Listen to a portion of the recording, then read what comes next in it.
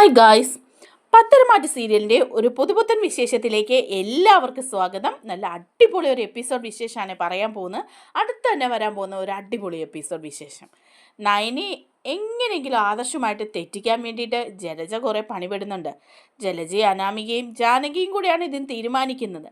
അങ്ങനെ ജലജ പറയുന്നുണ്ട് ആദർശിൻ്റെ മനസ്സിൽ നിന്ന് എങ്ങനെയെങ്കിലും നയനയെ ഒഴിവാക്കണമെന്ന്. അതിനായിട്ട് ചില പരിപാടികളൊക്കെ അവർ നടത്തുകയാണ് കേട്ടോ. പക്ഷേ ഇതൊക്കെ നമ്മുടെ ദേവയാനി പൊട്ടിച്ച് കൈ കൊടുക്കുകയാണ്. ആ വിശേഷങ്ങളാണ് പങ്കുവയ്ക്കാൻ പോകുന്നത്. നമ്മുടെ വീഡിയോ ഇഷ്ടമായാൽ ഒന്ന് ലൈക്ക് ചെയ്യണേ, ചാനൽ കൂടി ഒന്ന് സബ്സ്ക്രൈബ് ചെയ്ത് സപ്പോർട്ട് ചെയ്യണേ. അങ്ങനെ ജലജ പറയുന്നുണ്ട് ദേവയാനിയോട്, അത് ഏടത്തി എങ്ങനെയെങ്കിലും അവൾ ആദർശിൻ്റെ മനസ്സിൽ നിന്ന് ഇറങ്ങിപ്പോണം. അപ്പം പിന്നെ അവന് അവളില്ലാത്ത വിഷമം ഉണ്ടാവില്ലല്ലോ. അവന് അവൾ വേണ്ടാന്ന് തോന്നണം. അതിനായിട്ട് എന്തെങ്കിലും നമുക്ക് ചെയ്യണമെന്ന് പറയാണ്. അപ്പം ദേവയാനി പറയുന്നുണ്ട്, അങ്ങനെയൊക്കെ ചെയ്താൽ അവൻ വിശ്വസിക്കുമോ ജലജയെ? അത് നമുക്ക് വിശ്വസിപ്പിക്കണം. അവൻ്റെ മനസ്സിൽ അവളൊരു കരടായിട്ട് കിടക്കണം. അങ്ങനെയാണെങ്കിൽ മാത്രമേ ഉള്ളൂ അവൻ അവളെ ഒഴിവാക്കുകയുള്ളൂ. അപ്പം പിന്നെ ഏടത്തിക്ക് വിഷമിക്കേണ്ട കാര്യമില്ലല്ലോ. അപ്പോൾ ഉടനെ തന്നെ ദേവയാനിയും പറയാം, ആ ശരിയാ, അങ്ങനെ ചെയ്യാം എന്ന് പറയാണ്. അപ്പോൾ ജലജ പറയുന്നുണ്ട്, അതെ അങ്ങനെ ചെയ്യാം, അതിനായിട്ട് ഞാൻ ചില പ്ലാനുകളൊക്കെ കണ്ടിട്ടുണ്ടെന്ന് പറയാണ്. അപ്പോൾ ദേവയാനി ചോദിക്കുന്നുണ്ട് കേട്ടോ, അത് എന്ത് പ്ലാനാണെന്ന് പറ, എന്നാലല്ലേ നമുക്ക് തീരുമാനിക്കാൻ പറ്റുള്ളൂ എന്ന് പറയുമ്പോൾ ജലജ പറയുന്നുണ്ട്, അതൊന്നും ഏടത്തി അറിയണ്ട, ഞാൻ എന്തെങ്കിലും ഒരു പ്ലാൻ ചെയ്ത് അത് ചെയ്തോളാം എന്നിങ്ങനെ പറയാണ് കേട്ടോ. അതേസമയം ദേവയാനി മനസ്സിൽ വിചാരിക്കുകയാണ്, ഇവൾ ഇനിയിപ്പം എന്താണോ ചെയ്യാൻ പോകുന്നത്, ആദർശിൻ്റെ മനസ്സിൽ നിന്ന് നയനെ ഒഴിവാക്കാൻ, നയനെ ഒരു കള്ളിയാക്കാൻ അവൾ നോക്കുന്നത്. അതിന് സമ്മതിച്ചു കൊടുത്തുകൂടാ. ഇവളുടെ പ്ലാൻ എന്താണെന്ന് അറിഞ്ഞിട്ട് അത് പൊട്ടിച്ച് കൈ കൊടുക്കുക തന്നെ ചെയ്യണം എന്ന് ദേവയാനി മനസ്സിൽ ആലോചിക്കുന്നുണ്ട് കേട്ടോ. അങ്ങനെ ജലജ ചെന്നിട്ട് അബിയോട് പറയുന്നുണ്ട്, എടാ ഒരു നല്ല ചാൻസാണ് വന്നിരിക്കുന്നത്. നീ ഓഫീസിൽ പോകുന്നുണ്ടല്ലോ ജോലിക്ക്. അപ്പോൾ നയനെ അവിടുത്തെ ചീഫ് ഡിസൈനറൊക്കെ അല്ലേ, ആദർശിന് അവളെ നല്ല വിശ്വാസമാണ്. അങ്ങനെ ഓഫീസിലെ എന്തെങ്കിലും ഒരു കാര്യം അവളെ ഏൽപ്പിക്കുമ്പം അത് നീ അങ്ങും അടിച്ചു മാറ്റണം. എന്നിട്ട് അത് നഷ്ടപ്പെട്ടു പോയെന്നും അവൾ കാരണമാണത് നഷ്ടപ്പെട്ടതെന്നും അവൾ അടിച്ചു മാറ്റിയതുമാണെന്നൊക്കെ നമുക്ക് വരുത്തി തീർക്കണം. അങ്ങനെയാകുമ്പം ആദർശിന് അവളെ സംശയം തോന്നും. അങ്ങനെ സംശയം തോന്നിയാൽ പിന്നെ നമ്മളെ രക്ഷപ്പെട്ടു. ആദർശിൻ്റെ മനസ്സിൽ നിന്ന് അവൾ പോകും. അതോടുകൂടി ഈ വീട്ടിൽ നിന്നും പോവും. അവളുടെ അമ്മായിയമ്മ തന്നെയാണ് പറഞ്ഞിരിക്കുന്നത് ഇങ്ങനെ ഒരു പ്ലാൻ ഉണ്ടാക്കിയിട്ട് അവളെ പുറത്താക്കണമെന്ന്. ഏടത്തിയുടെ മനസ്സിലും അവളൊന്നുമില്ല, അവളോടുള്ള സ്നേഹവും ഇല്ല. പിന്നെ ആദർശ് വിഷമിക്കണ്ടല്ലോ എന്നോർത്താ അവരിതൊക്കെ സഹിക്കുന്നത് എന്ന് എനിക്കിപ്പോൾ മനസ്സിലായി എന്ന് പറയാണ് ജലജ. അപ്പോൾ അഭിയും പറയുന്നുണ്ട്, എന്തെങ്കിലും ഒരു പ്ലാൻ ചെയ്യാം, ചെയ്യാതിരിക്കാൻ പറ്റില്ലല്ലോ. അവളുമാരെ ഇവിടുന്ന് ഓടിക്കേണ്ടത് നമ്മുടെ ആവശ്യം തന്നെയല്ലേ. അപ്പോൾ പിന്നെ ഇങ്ങനെയുള്ള പരിപാടികളൊക്കെ ചെയ്യാം. പക്ഷേ അന്ന് അമ്മ പറഞ്ഞു തന്ന പ്ലാൻ വെച്ചിട്ട് ആ കരൾ തന്ന പെൺകുട്ടിയെ കണ്ടുപിടിക്കാൻ പോയിട്ട് വല്യമ്മ തന്നെയല്ലേ എന്നെ പിടിച്ച് പോലീസ് സ്റ്റേഷനിലാക്കിയതും തല്ലു കൊളിച്ചതും ഒക്കെ. അത് ഓർക്കുമ്പം എനിക്ക്. അപ്പോൾ ജലജ പറയുന്നുണ്ട്, അതൊന്നും നീ ഓർക്കണ്ട, ഞാൻ നിനക്ക് ഐഡിയ പറഞ്ഞു തന്നെങ്കിലും നീ അത് പ്രാവർത്തികമാക്കുന്നതിൽ തെറ്റുപറ്റി പോയിട്ടല്ലേ അങ്ങനെ ഉണ്ടായത്. എടാ നിൻ്റെ തലയിലെ ബുദ്ധി കൂടി പ്രയോഗിക്കണം എന്നൊക്കെ ജലജ പറയാണ്. അത് കഴിയുമ്പോൾ ജലജ അബിയോട് പറയുന്നുണ്ട്, അബി നീ ഓഫീസിൽ നിന്ന് എന്തെങ്കിലും വിലപ്പെട്ട സാധനങ്ങൾ അടിച്ചു മാറ്റണം, എന്നിട്ട് അതിനെ കുറ്റക്കാരിയാക്കണമെന്ന്. അതിനായിട്ട് അബി ഓഫീസിൽ ഇങ്ങനെ ഇരിക്കുകയാണ് കേട്ടോ. ഓഫീസിലിരിക്കുന്ന സമയത്ത് അതിൻ്റെ പിറ്റേ ദിവസം കൊടുക്കാൻ വേണ്ടിയിട്ട് കുറേ പണം ക്യാഷായിട്ട് തന്നെ എടുക്കേണ്ടതായിട്ടുണ്ട്. അങ്ങനെ ക്യാഷായിട്ട് ആ പണം എടുത്ത് ഏൽപ്പിക്കുകയാണ് കേട്ടോ നയനെ ആദർശ്. എന്നിട്ട് പറയുന്നുണ്ട്, നയനെ ഇത് ഒരു 10 ലക്ഷം രൂപയുണ്ട്, ഇത് അടുത്ത ദിവസം നമുക്ക് കൊടുക്കേണ്ട പണമാണ്. അതുകൊണ്ട് ഞാനത് ക്യാഷായിട്ട് തന്നെ എടുത്തിട്ടുണ്ട്. നാളെ ഓഫീസ് ഇല്ലാത്തത് കൊണ്ട് അവർ വീട്ടിലേക്ക് വരും. വീട്ടിൽ വരുമ്പോഴാണ് ആ ക്യാഷ് കൊടുക്കേണ്ടത്. അതുകൊണ്ട് ഈ ക്യാഷ് നീ സൂക്ഷിച്ചോണം. നമ്മുടെ റൂമിൽ ഇത് ഭദ്രമായിട്ട് തന്നെ വച്ചേക്കണം. ഓഫീസിലെ പണമാ, ഓർമ്മ വേണം. രാവിലെ അവർ വരുമ്പം കൊടുക്കേണ്ടതാ, സൂക്ഷിക്കണം എന്നൊക്കെ ആദർശ് പറയാണ്. അപ്പോൾ നയന പറയുന്നുണ്ട്, ഓ അതൊന്നും കുഴപ്പമില്ല ആദർശേട്ടാ, അത് ഞാൻ നമ്മുടെ റൂമിൽ തന്നെ അലമാരിയിൽ സൂക്ഷിച്ചു വെച്ചേക്കാം, നാളെ അവർ വരുമ്പം കൊടുക്കാമല്ലോ. അപ്പോൾ ആദർശ് പറയുന്നുണ്ട്, അതൊരു അത്യാവശ്യ പ്രോജക്റ്റിന് വേണ്ടിയിട്ടാണ്, അതുകൊണ്ട് അത് രാവിലെ തന്നെ കൊടുക്കേണ്ട കാര്യമുണ്ട്, അതുകൊണ്ട് നീ തന്നെ സൂക്ഷിക്കണം എന്നൊക്കെ പറഞ്ഞിട്ടാണ് ഈ പണം കൊടുക്കുന്നത് കേട്ടോ. ഇത് നമ്മുടെ അബി കേൾക്കുന്നുണ്ട് കേട്ടോ.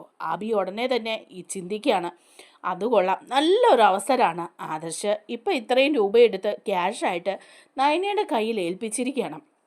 അതെങ്ങനെയെങ്കിലും അടിച്ചു മാറ്റണം. അടിച്ചു മാറ്റി കഴിയുമ്പോൾ പിന്നെ വീട്ടിൽ നാളെ ക്യാഷിന് ആൾ വരുമ്പം അത് കാണില്ല. അപ്പോൾ ആദർശ് വിചാരിച്ചോളും നയനെ അത് അടിച്ചു മാറ്റിയെന്ന്. വേറെ ആരെടുക്കാനാ? അവളെ ഏൽപ്പിച്ച പണം കാണരുത്, അവളത് വീട്ടിൽ കൊണ്ട് വയ്ക്കട്ടെ, അപ്പോൾ അത് ചെയ്യാം, അമ്മയെ കൊണ്ട് അത് അടിച്ചു മാറ്റിപ്പിക്കാം എന്നൊക്കെ വിചാരിക്കാൻ അബി. അങ്ങനെ വൈകുന്നേരം ആകുമ്പം ആദർശും നൈനയും കൂടെ വീട്ടിലേക്ക് എത്തുകയാണ്. അപ്പം നൈനയുടെ കയ്യിൽ ഈ ക്യാഷ് ഉണ്ട് കേട്ടോ. നൈന നേരെ കൊണ്ടുപോയി റൂമിൽ അലമാരിയിലാണ് ഇത് വയ്ക്കുന്നത്. വെച്ചിട്ട് ആദർശിനോട് പറയുന്നുണ്ട്, ആദർശേട്ടാ പണം ഇവിടെ ഇരിപ്പുണ്ട് കേട്ടോ, നാളെ അവർ വരുമ്പോൾ നമുക്ക് കൊടുക്കണം എന്നിങ്ങനെ പറയുകയാണ്. അപ്പോഴേക്കുമാണ് അബി വന്നിട്ട് ജലജയോട് പറയുന്നുണ്ട്, അതെ അമ്മേ, ഒരു അവസരം കിട്ടിയിട്ടുണ്ട്, അമ്മ വേണം ഇതിൻ്റെ അകത്ത് കളിക്കാൻ എന്ന് പറയുകയാണ്. അപ്പോൾ ജലജ ചോദിക്കുന്നുണ്ട്, എന്താ? അതെ, ഇന്നൊരു 10 ലക്ഷം രൂപ ആദർശ് ക്യാഷായിട്ട് എടുത്ത് നയനെ ഏൽപ്പിച്ചിട്ടുണ്ട്. അത് നേരെ ഇങ്ങോട്ടാണ് കൊണ്ടുവന്നത്. അവരുടെ റൂമിലെ അലമാരിയിൽ അത് സൂക്ഷിച്ചും വച്ചിട്ടുണ്ട്. നാളെ ക്യാഷിന് ആൾക്കാർ ഇവിടെ വരുമ്പം അത് എടുത്തു കൊടുക്കേണ്ടതാ. നയനെ പ്രത്യേകമായിട്ട് സൂക്ഷിച്ചോണം എന്നും പറഞ്ഞാണ് ആദർശ് അത് കൊടുത്തിരിക്കുന്നത്. അപ്പോൾ ജലജ പറയാണ്, ആണോടാ, അത് കൊള്ളാമല്ലോ. അത് അമ്മ എങ്ങനെയെങ്കിലും ആ പണം അവിടുന്ന് അടിച്ചു മാറ്റണം. അത് അടിച്ചു മാറ്റിയതിന് ശേഷം ആദർശ് വന്ന് നോക്കുമ്പം ആ പണം കാണരുത്. അപ്പോൾ പണം എവിടെ പോയെന്നുള്ള ചോദ്യം വരും. അപ്പം നയനിക്കല്ലേ സൂക്ഷിക്കാൻ കൊടുത്തത്, അവളുടെ കയ്യിൽ നിന്ന് അത് നഷ്ടപ്പെട്ടെന്ന് വരുമ്പം ആദർശിന് അവളെ സംശയം തോന്നും എന്നുള്ള കാര്യത്തിൽ തർക്കമില്ല. അതിൻ്റെ കൂടെ എരുതിയിൽ എണ്ണ ഒഴിക്കുന്നത് പോലെ നമ്മളെല്ലാവരും കൂടെ എരിവ് കയറ്റിയും കൊടുക്കണം. അപ്പോൾ സംഗതി അങ്ങ് കൊഴുത്തോളും എന്ന് പറയുകയാണ് അബി.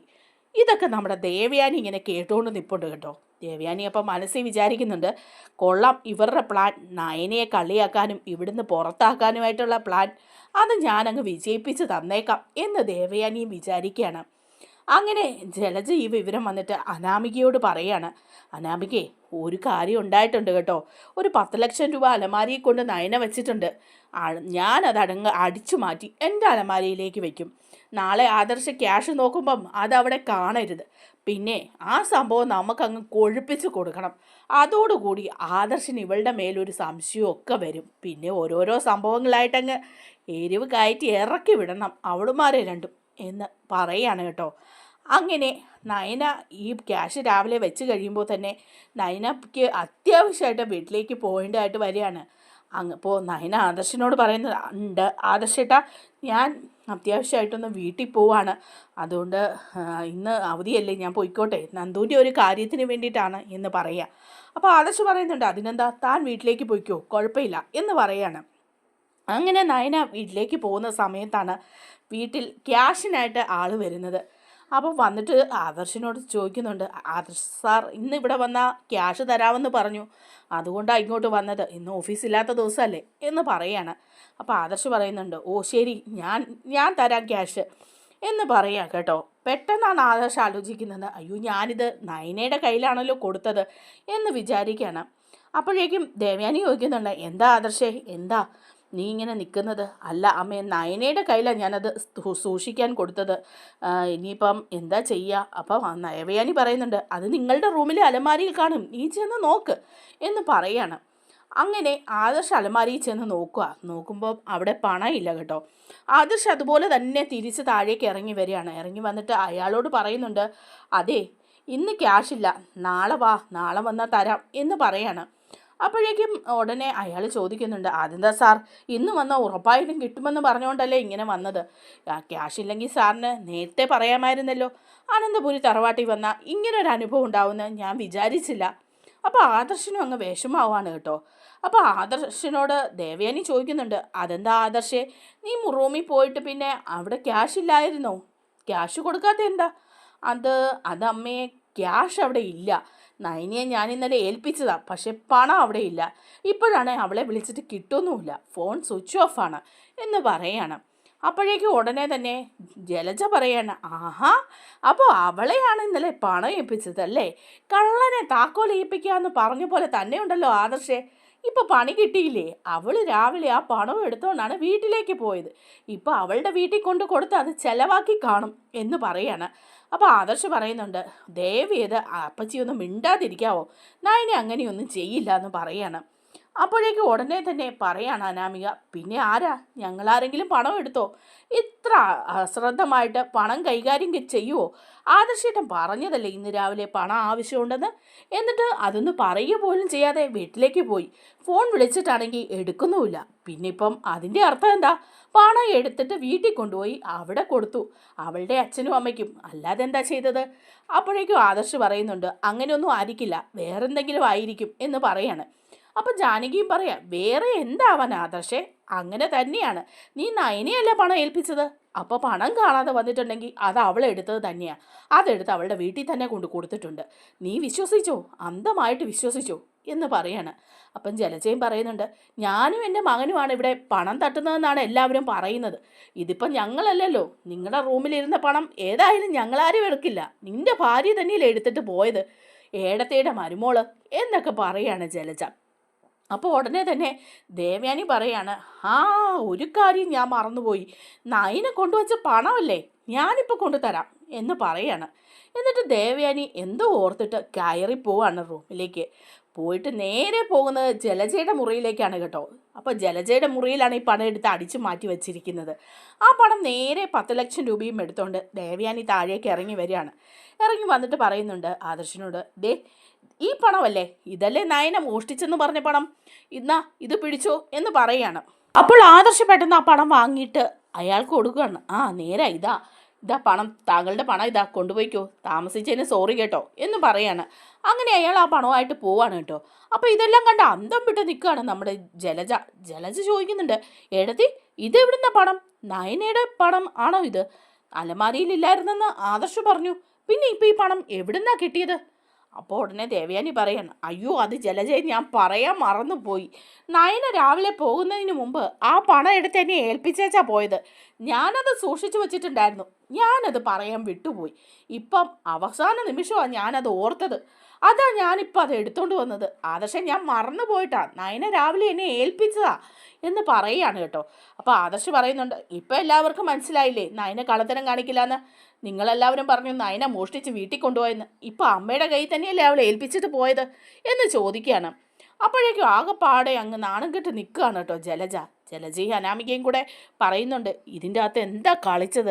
അപ്പോൾ ജലജ പറയാണ്, അത് ഏടത്തി തന്നെയാണ് കളിച്ചത്, ഏടത്തി പോയി എടുത്ത് എൻ്റെ റൂമിൽ നിന്ന് എടുത്തിട്ട് വന്നതായിരിക്കും, അല്ലാതെ ആയിരിക്കില്ല, ആ പണം ഞാൻ അടിച്ചു മാറ്റിയതല്ലേ. അപ്പോൾ ഉടനെ തന്നെ പറയുകയാണ് കേട്ടോ നമ്മുടെ അനാമിക, അത് അപ്പച്ചി അടിച്ചു മാറ്റിയായിരുന്നോ ശരിക്കും? അപ്പം ഉടനെ ജലജ പറയാം, ശരിക്കും ഞാൻ എടുത്തതാണെന്നേ, പിന്നെ ഇപ്പോൾ ഈ പണം എവിടുന്ന് വന്നു എന്ന് പറഞ്ഞ് ജലജ ഓടിപ്പോയി ജലജയുടെ റൂമിൽ നോക്കുകയാണ്. ജലജയുടെ അലമാരിയൊക്കെ എടുത്ത് നോക്കുമ്പോഴേക്കും അവിടെ പണമില്ല. അപ്പോൾ അഭി ചോദിക്കുന്നുണ്ട്, എന്താ അമ്മ എന്താ? എടാ ആ പണവാടാ എടത്തി എടുത്തോണ്ട് പോയി കൊടുത്തത്, ദേ ഇപ്പോൾ അലമാരി പണവും ഇല്ല എന്ന് പറയുമ്പോൾ അങ്ങോട്ട് ചെല്ലുകയാണ് ദേവയാനി. എന്നിട്ട് പറയാണ്, എൻ്റെ പൊന്ന് ജലജയെ എന്തിനാ ഈ കള്ളത്തരം കാണിക്കുന്നത്, നീ ആ പണം അടിച്ചു മാറ്റിയിട്ടുണ്ടാവുമെന്ന് എനിക്ക് അന്നേരേ മനസ്സിലായി, അതുകൊണ്ടാണ് ഞാൻ പോയിട്ട് ആ പണം എടുത്ത് അങ്ങോട്ട് കൊണ്ട് കൊടുത്തത്. അങ്ങനെ ആദർശിനെ മറ്റുള്ളവരുടെ മുമ്പിൽ നാണം കെടുത്താൻ പറ്റില്ലല്ലോ എനിക്ക്. അവൻ ആ പണം ഇപ്പം കൊടുത്തില്ല എന്നുണ്ടെങ്കിൽ ആ വന്നയാൾ അവനെക്കുറിച്ച് എന്ത് വിചാരിക്കും? അവൻ്റെ മനസ്സ് വിഷമിക്കുന്നത് എനിക്ക് കാണാൻ മേലെന്ന് ജലജയെ നിനക്ക് അറിയില്ലേ? എന്തായാലും ഇനി വേറെ പ്ലാൻ വല്ലതും നോക്കാം, ഇതിപ്പം ആ പണം കൊണ്ട് പോട്ടെ എന്ന് പറഞ്ഞിട്ട് പോവാണ്. അപ്പം ജലജ, ഓ നാശം, ആ പണം കൊണ്ട് ഞാൻ എന്തെല്ലാം സ്വപ്നങ്ങൾ കണ്ടതാ, ഇപ്പം പണവും പോയി മാനവും പോയി എല്ലാ പ്ലാനും പൊട്ടുവാണല്ലോ എന്നൊക്കെ പറഞ്ഞ് ജലജയും അഭിയും കൂടെ അവിടെ ഇങ്ങനെ നിൽക്കുകയാണ് കേട്ടോ. നമ്മുടെ വീഡിയോ ഇഷ്ടമായ ലൈക്ക് ചെയ്യാൻ ആരും മറക്കല്ലേ, ചാനൽ കൂടി ഒന്ന് സബ്സ്ക്രൈബ് ചെയ്ത് സപ്പോർട്ട് ചെയ്യണേ. താങ്ക്